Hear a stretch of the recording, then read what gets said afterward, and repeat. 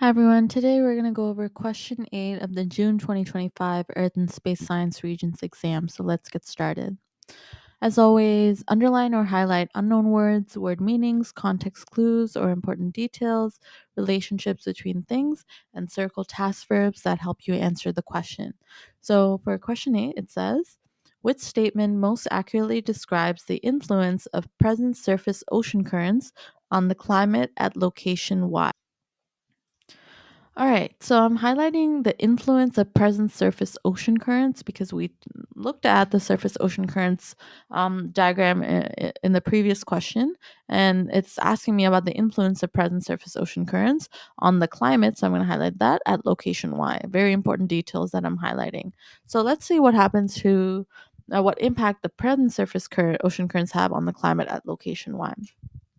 We looked at page 20 of the reference table before, and this is the ocean currents model that was given to us. We see that location Y is here, and location Y is somewhere here, it seems, and these are warm currents passing by location Y. So location Y should have a warm climate because it's next to a warm ocean current. So what happens? It's asking me for the climate, right? So I know it should be warmer. It should be somewhere between 1 and 2. But now I need to see if there should be more precipitation or less precipitation if it's warmer. Precipitation is anything that falls from clouds, rain, hail, snow, etc. So for this, we need some background knowledge. Warm air has low density and rises, and this applies to fluids like the ocean currents as well.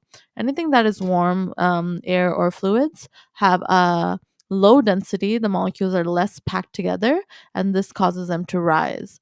Cold air or fluids have a higher density, they're more packed together, the molecules have less energy. This means they have a higher density and they tend to sink. And this causes the circulation pattern in the air and in the oceans.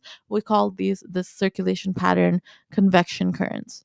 Now, say you don't remember that. Say you never knew this or you don't remember, you should go to your reference table and look for any information you can find. 18 and 19 show me page 18 and 19 gives me information on the weather, wind belts, and our atmosphere. So let's take a look. Well, I see that on page 19. Page 18, I couldn't find anything. But if you go to page 19, you see that near the equator, there's lots of clouds and the air rises. And near the poles, such as the North Pole, there's no clouds and the air sinks. The air also has a high pressure near the North Pole, and the air has a low pressure near the equator.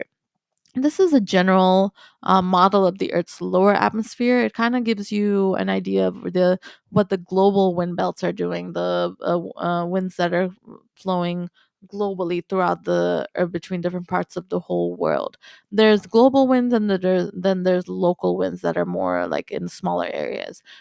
So this can give you, if you don't remember whether high or low density air rises or sinks, come here and look.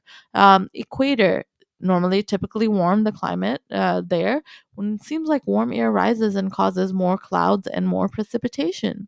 Near the North Pole, we know that it's cold there. It seems that cold air sinks and there's no clouds or low precipitation. So this is just something that may help you remember that, and you can look back on this at any moment.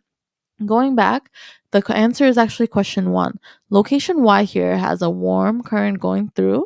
Now, we know on a global scale that near the North Pole, the air should be sinking, but that doesn't mean locally in these tiny little regions it's going to be the same thing. So this was, I pointed this um, diagram out to you on a reference table just to help you remember if you forget that warm air rises and cool air sinks. But what's happening locally in location Y? We know here that there's a warm current going through, so locations Y's climate should be warmer. And I know in warm climates like the equator, the air rises, causes to form clouds and lots of rain or precipitation.